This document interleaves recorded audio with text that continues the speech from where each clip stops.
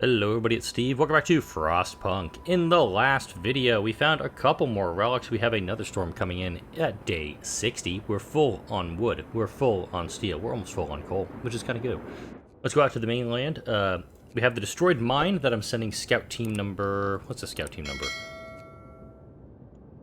I can't see their name. Oh well. We got another team heading out to... We're heading back to the ice needles. I'm going to send them on to the empty shelter. And then my last team is heading onto the snowy hill. I'm going to try to do as much exploration as I can with my three teams before I bring anybody back.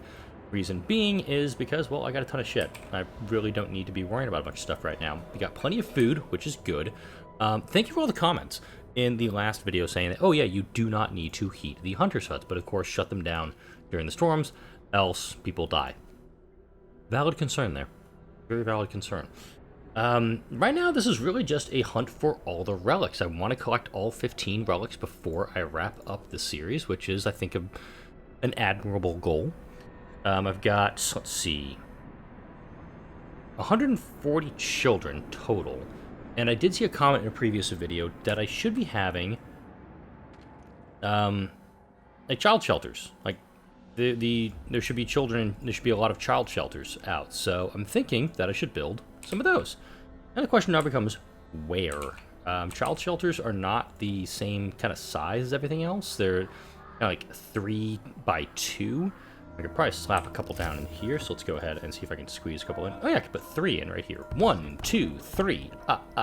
Or, if I wanted to, cancel, cancel, cancel. I could put 2 in by rotating it because I learned the tricks and what you folks oh wait, seriously? That's like 4 wide. I can put one down here. Let's go like here, here, here.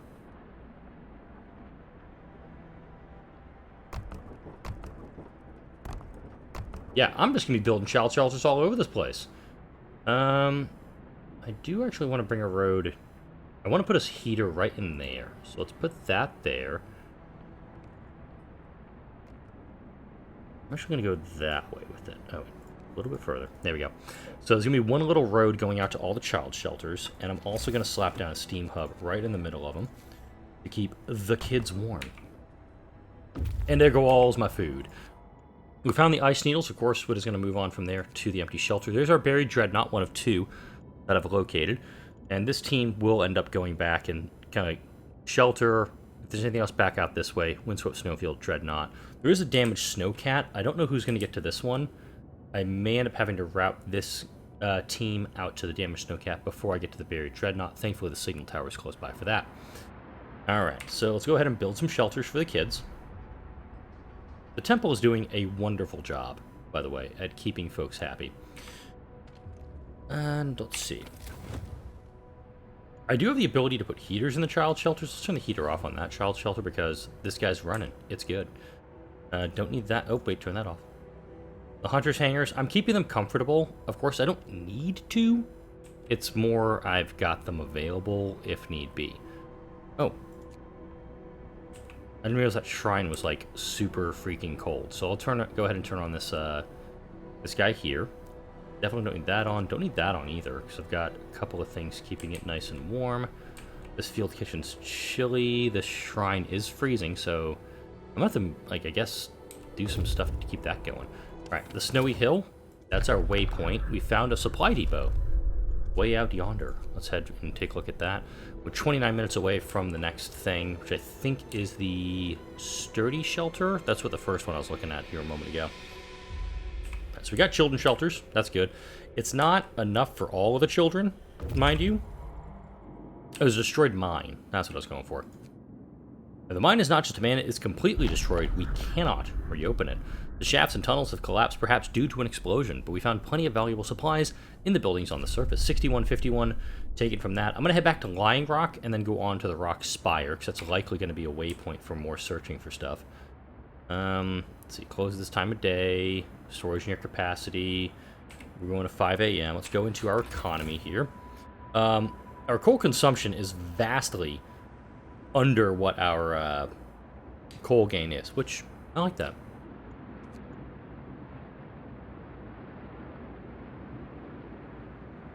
What the hell? I have people working here?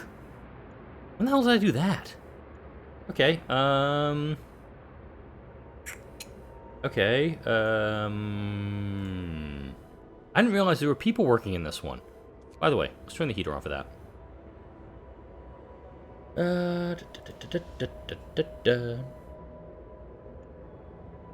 Once we're done with all the prosthesis, I will build one more automaton to work that. I really thought I had everything automated, which also tells me that it's been going that long for a very, very long time. Plus, I'm full on wood, I'm full on steel. I do want to put a few more pretty things down for the folks. Because, I mean, everything else is going. We have, you know, plenty of coal, we have plenty of steel, we have plenty of everything right now. The only thing we don't have a billion of, it seems like, are steam cores. And I think we can store up to 100. Holy crap! Everything just went like, oh, we're at capacity. We're not going to do a blasted thing about it. So, folks, if you really want to double up on your rations, please do so. Just go nuts. Get as much food as you can. Fill your stomachs. This city can provide. We're at the empty shelter. It is a waypoint, but we've found a radio station. All right, on our way. And as I'm recording this, I did a little bit of rearranging my office earlier today. I picked up a couple of IKEA cabinets, ones with the little display cases, the brimness with the glass door. And I've got one of them fully assembled. The other one is partially assembled right behind me. I can't really move my chair right now. I'm also trying to move stuff around to make sure it all fits. And I've got a couple of my Funko Pops in there. I got my little Lego A-Wing on there. And I finally caved. I bought something from Eagle Moss. I bought the Akira class, the USS Thunderchild. The Hidden Stash. Found some supplies. That's good. All right, from there, we're actually going to go to the Buried Dreadnought to locate all of the, to get that one and recover it. Because it looks like we're done in that location. But I got that first Eagle Moss model, and whew, I might be addicted. I have one of them. I'm already looking at which next XL model, because I want the big ones. I want the big Star Trek ships, and they also, Eagle Moss is doing the Daedalus class, the BC-304 from Stargate, and that's a pretty fun one. They're not doing the Prometheus, which I think may come later. A little bit of Stargate lore, if you're familiar with the franchise. Definitely correct me in my mistakes on this. But so they did the Death Glider. They adapted it to be the BC-301. That took O'Neill and Teal'c into space because they didn't work out all the bugs with it. The 302 was actually their main attack craft that the humans had. The 303 was Prometheus, and that one John Delancey I hijacked. That was the Q hijacked that one before he got blown out into space. And then that one was destroyed during the fight with the Ori, and yeah, I'm completely lost the thread here. But the 304, that's kind of the one that looks... I showed it to my wife, and she immediately said, that looks like a penis. Because it's got the two hangar bays on the port and starboard side. It's got the long shaft in the middle. Yeah, I totally see what she means by it. But I'm looking at that. Eagle Moss is going to be putting that one out at the end of November. The Cerritos, the hero ship from Star Trek Lower Decks, is going to be the big Star Trek XL model in January, which I'm stoked for because I absolutely love Lower Decks. My wife and I are really enjoying it, and it is what I think a Star Trek show should be. I'm just gonna delve into some Star Trek here. My video, why not? I'm gonna send these guys.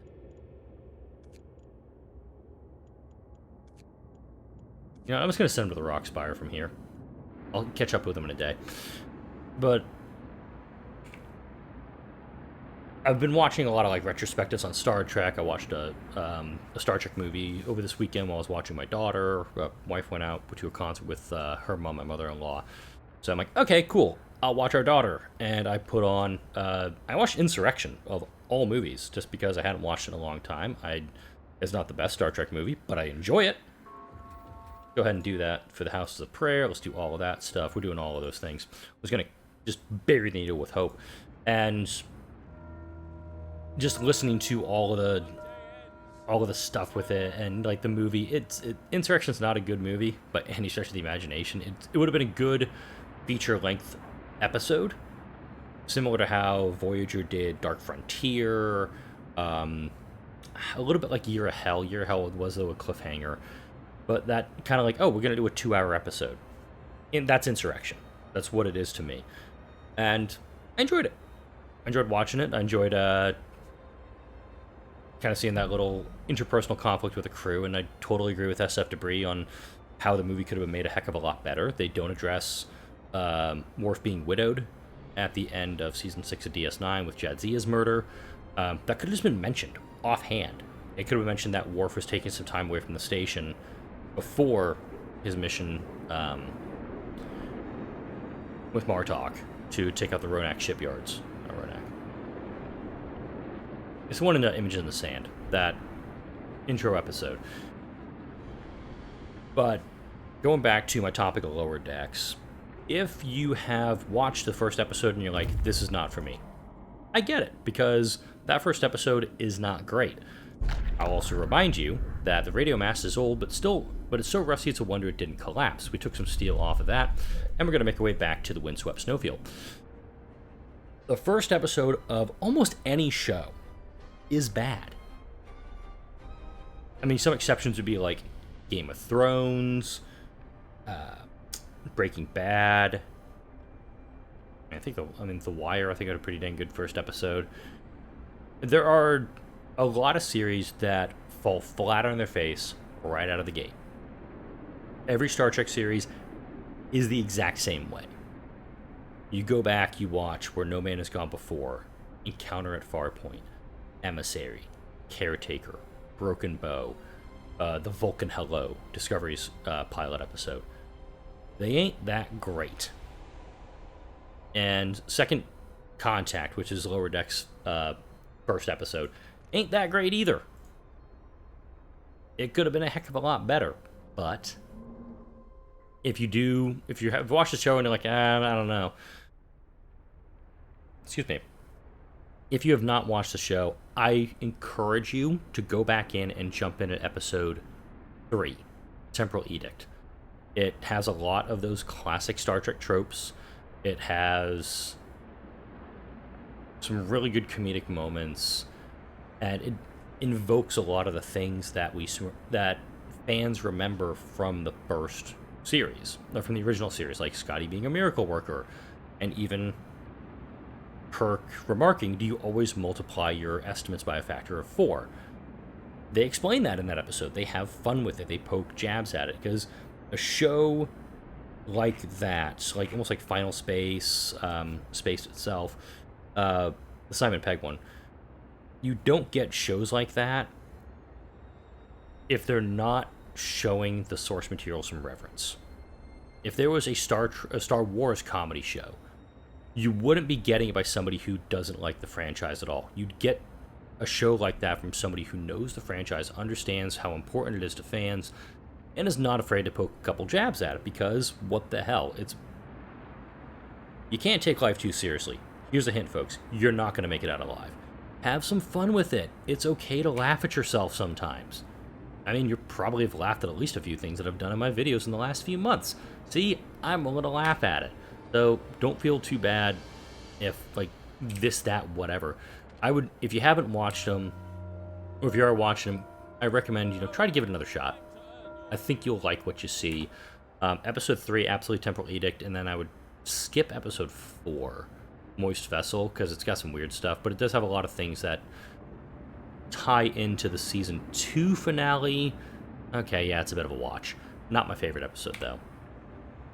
Then, of course, like, episode 5, episode 6, the rest of the season really hits its stride, and the show grows its beard by the end of the first season. The Rock Spire is a waypoint. We found a low hill and a desolate valley. We are going to head to the low hill. I think that's going to be a waypoint. This team that's heading toward the Dreadnought, if this team finds survivors in either of these locations, they will have to bring them back, or I can just leave them be. And then keep going that away. But yeah, we got about 6 hours before the next teams do anything. We're a ways away from stuff happening, which I'm okay with. We've got 9.5 days until the next storm resolves, and I'm hoping I can find that third thing, whatever it is. Alright, cool. We have got our... Turn that off. I'm going to build one automaton. Yeah, because that guy has workers in it. Automaton, automaton, automaton. Do. And that one's being done by workers, which is fine, because there's plenty of coal here that's being collected, and that works because we're burning a lot of it. We've reached the windswept snowfield. That's just, let's see. Oh, damn. We found more. Really? Oh, Christ, I gotta go back out that way? It's 16 hours that way, it's 12 hours that way. Okay, I'm gonna come back to that one in like 8 hours. When that team reaches, I'll go ahead and head back out to the main thing and see what they're looking at. We got the relic. Ooh, this is a different thing. Fire has gutted this dreadnought, turning its interior into a pitch-black maze filled with toxic fumes. We'd have to dismantle parts of the hull in many places to access and ventilate all of the decks, then build catwalks and safeguards. This will take plenty of resources. Any attempt to explore the wreck without preparing beforehand would be extremely risky. So we can leave it now, risk your lives, or spend... Whoa! 500 wood, 300 steel, and a steam core. Alright, so we got that, and I think these guys actually have... Yeah, they have 3 steam cores on hand, so probably a good idea I bring those guys back before I do anything else. Still, the steam core model. That's going to be quite helpful. So let's go ahead and fast forward. We're going to get a temperature going back up to 40 below, then we're going to go down to 50 below again before the next storm. Looks like there it is. The 50, 60 below. It's probably going to get to 90 below on the next one. Alright. Divert. Boom. There we go. Alright. We cut the hanged man free and lower the body to the ground. Then we noticed other bodies under the snow. Under the snow around this tree lie 3 more bodies of a woman and 2 children. We refuse to speculate what happened here. We'll bury them all down and cut this damned tree. We're going to head off to the desolate valley there. And we're just going to keep on swinging through the game. Let's go ahead and keep things going. Yeah, we're good on prosthetics. We're great on food. We're great on raw food. We're a little low on steam cores. Bit of an issue, but we do have that returning here in about 12 hours. We're going to be getting that coming on back. A few supplies, not a lot. We're not getting a lot of supplies. Of course, there's 3 more steam cores. Oh, here we go. We get that balminess. Let's take a look at the temperature overlay. It's 40 below outside, and the only things that are not comfortable are this advanced wall drill and these 4 large resource depots, excuse me, and this 1 cemetery. We have 1 person here. I'm at day 52, and somehow I've only managed to kill 1 person. I'm quite happy with myself on that. Right, let's get to the desolate valley. We're at about... Yeah? Oh, Frozen Pond, excuse me. Another waypoint. Jeez. Okay, yeah, this team that's coming back right now, they may have to go up this way and help Scout Unit 2. Let's double check here. Okay, so Team 1 is on its way back, Team 2 is under the yellow flag, and Team 3 is on its way to the desolate valley. We've got just under 9 days to recover them. That's okay. We have the new automaton, and you guys will go there, replace them. Okay. Yeah, so pretty much the automatons need to be doing all of the mining for us. I could definitely put them off and put them over here out of the industrial hothouses. I'm thinking, do I need to build just like more stock houses of everything? I have the capacity to do it right in here, but I also have this big area that doesn't have much going for it. So let's go ahead and look at doing some large depots. Really? Because... Oh, I see what's going on there. Hang on. I also have 3 automatons hanging out here. Go ahead. I'm going to build that road out, and I'm going to delete that little stub of road right there. Okay. The steam core model has arrived. Let's send these guys back out into the Frostland. I'm going to send these guys out to the signal tower. So we'll do signal tower, damage snowcat. Probably this team will come back and do the supply depot before they come back in. Alright, and we'll take a look at that here in just a second. Oh wait, delete that road. Beep boop. Alright, cool. I could do it here. I guess I can't really go back that far.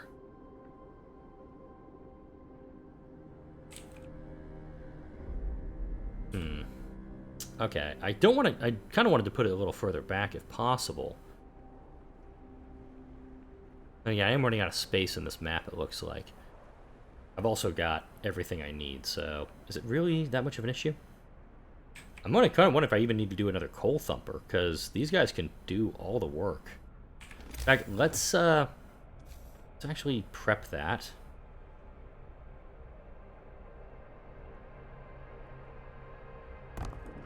Alright, then we're gonna do...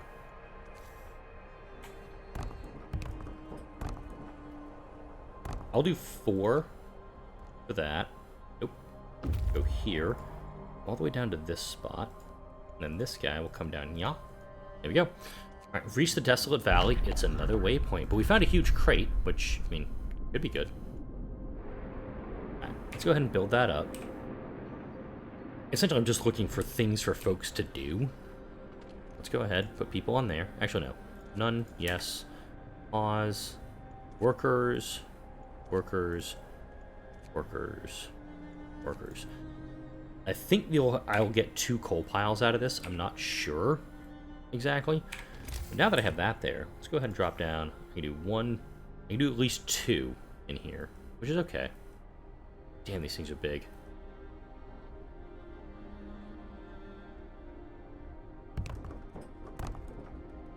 There, we'll go through that way here. Oh, perfect, like that. Boom. Alright, we will do probably wood. Oh, I kind of want to do food, actually, for these ones. We've reached the yellow flag. A stack of supply crates. We have no clue where they came from, nor do we care. The food is of high quality, and the sturdy crates provide some wood and steel once you bring them back. There's nothing left to tell who left it here. Alright, they're going to go back to the windswept snowfield. This team will go here, and then off to the damaged snowcat. In fact, I'm just going to tell them to beeline for it. I've got, what, 8 days? About to figure out what's going on here. We'll get these things done up. And then... I could also, mind you... Ooh! Steam course. It's a crate of the kind used to transport heavy and valuable cargo. Why was it dumped in the middle of nowhere? Alright, we got 3 more steam cores. And for this point, I'm not going to bring this team back. They're 36 hours away. There's nothing else out here for them. We've explored everything we can in this direction. It looks like there's just a handful of spots left. Okay. So for these guys, I'm kind of thinking raw food and rations, but I can also do... Yeah. I'm going to do raw food, rations, and steel. So the next 2 I do will be wood. Oh, you bloody kidding me. Yeah, okay. Damn it. Yeah, I can't put any more down here, which is unfortunate. So let me just double check something here. I do have a couple of resource depots still kicking around out here. Okay, so 1350. How much these things cost to make?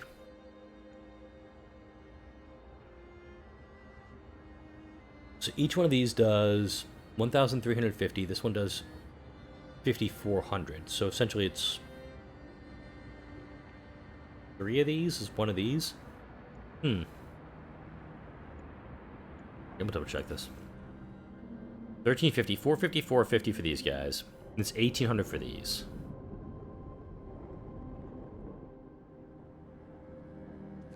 So this is 4 times the capacity. At just under 4 times the cost. I can get away with putting a bunch of small ones down too. I think that's where I need to go here.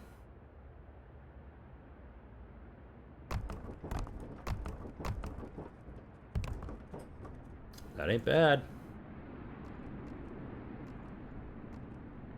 Right there, I could put 5 more down, and we'll be good. And of course, I'll do that other one. I'll do the large depot. Yeah, just a bit outside. Yep. Bring that over here. We'll do probably coal, and I can do coal in these 5.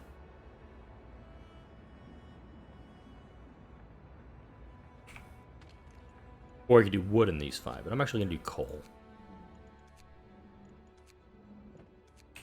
There we go. And this one will do more wood. Alright, we've reached the windswept snowfield. We're going to go on to the supply depot. And whoever can get to the buried dreadnought first will get to the buried dreadnought. We got plenty of food going on.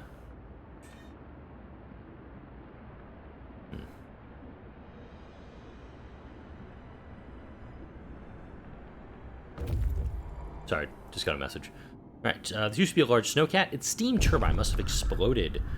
Oh, we found another dreadnought! I'll be damned. Alright, we're gonna go to the stone obelisk, so this team will double back for the dreadnought. We're gonna try to get all 3 relics for this storm. Yes, we see, there's another dreadnought. There's another dreadnought out there! Let's hurry up and go. We've made it so far, I think I can survive anything. Let's see how these are doing. Okay, this one is like livable, but barely livable. It's chilly now. Not bad, mind you. Not bad. Okay. Oh, go full speed. So they're going that way, they're going that way. This big team, they're 9 hours out with a bunch more supplies. I do want to make sure I have as many supplies as I can before I even, especially with this last dreadnought, determining what is out there. Wood and raw food. The shack is falling apart. Alright, you're going to come back to... You're actually going to go for the rock formation. By the time this team reaches the stone obelisk, they'll be pretty close to the dreadnought, and I'll just divert them that way. One of those little cheatsy doodle tricks I've learned so far in this game is that if they're available to go another direction. Right, they have returned. I'm actually thinking about sending that team this way, because I don't know what else is going to be past the stone obelisk. I have a feeling that there may be another waypoint, and I want to send them a little further out. We have 6 days until the next storm shows up. Alright, we're almost there. Alright, now we've reached it. Yep, it's a waypoint. We found a wrecked vehicle, so we'll go on there, but this team... Hey, look how close they are. Instead of 11 hours to that, they're 6 hours from the dreadnought, when they were probably about a day previously. Just helps them get there that much faster. Might as well use that little perquisite. So we got, let's see, minus 60, minus 50, and then we're going to go to minus 80, it looks like. Today will be a good day. I can feel it. Also, I do need to read you that stuff for the relic. This dreadnought is almost undamaged. It seems that it was abandoned with very little fuel in the tanks. The toxic hazard is relatively minor. So we will go ahead and explore it safely. Spend 150. And what are you guys coming back with? What do you got? St. Edward's Crown. Okay. Actually, this team... I want to send them to the stone obelisk, just because... Actually, what the hell's wrong with me? Just send them straight on. No, stone obelisk, 16 hours. Get your ass over there. Alright, let's go to the archive. Let's look at that last thing, and we're going to wrap up this video. Found on day 52, the steam core model. The tragic loss of Dragonfly. ... The chest with the model was waterproof and remained afloat, but the safe containing the blueprints and other documentation presumably sank with the rest of the wreckage at a depth of at least 1,000 fathoms. 6,000 feet. The cause of the accident is at present unknown, but it's exceedingly unlikely that anyone will ever read this report. I will allow myself the liberty to speculate that it was either a mechanical failure or pilot error. Contributing factors include weather, inadequate crew training, and the experimental nature of the aeroplane. Aeroplane? Okay, 19th century. I'm okay with this. It was sheer folly on the part of Mr. Hawkins to attempt the crossing in a largely untested machine, and utter criminal madness to let him board it. Alright then. So, there's that too. I'm getting pretty close to the 30-minute mark, but let's see if we can actually get something done up before I wrap this one. Oh, wait, I know what I'm going to do.